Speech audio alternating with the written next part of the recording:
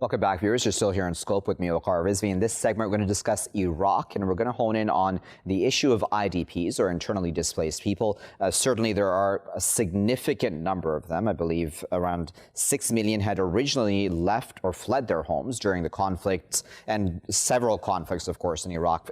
Firstly, the U.S. invasion of Iraq, and then secondly, the fight against Daesh or ISIS. As of right now, there are about an estimated 1.3 million who remain displaced at this time, and the Iraqi government is seemingly forcing all of the above to go back to their areas of origin and is shutting down IDP camps. The Norwegian Refugee Council has warned that around 100,000 people will possibly become homeless very, very soon. Now, this is all also within the context of a continuing pandemic.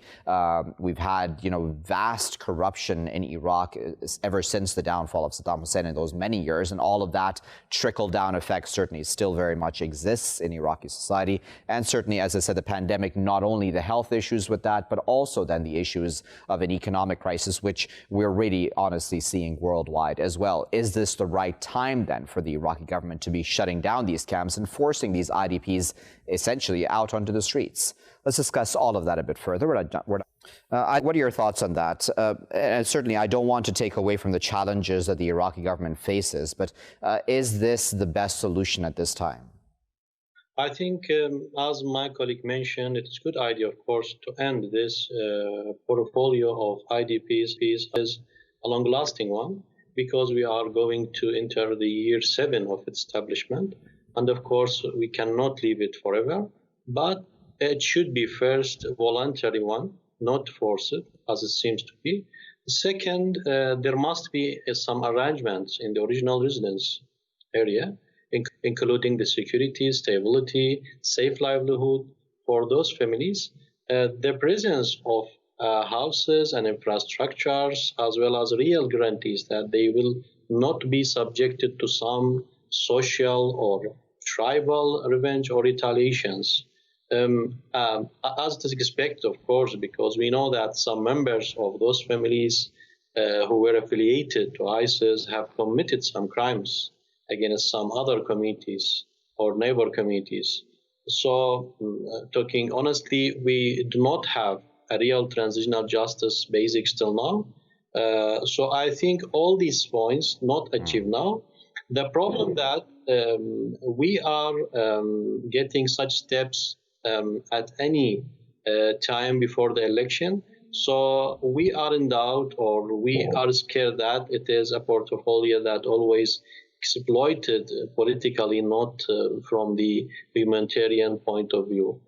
So, of course, pushing them back in such way without securing the area from many aspects, economically, socially, from security aspect, of course, it will be just pushing them to be a new seeds for terrorism in the future or for security and stability.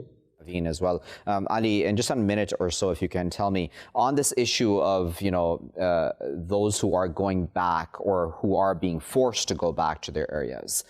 In your opinion, what would be a good solution at this time on how to handle that situation? Yeah, the good solution to secure the original residents, as I mentioned, from many aspects. The security, number one.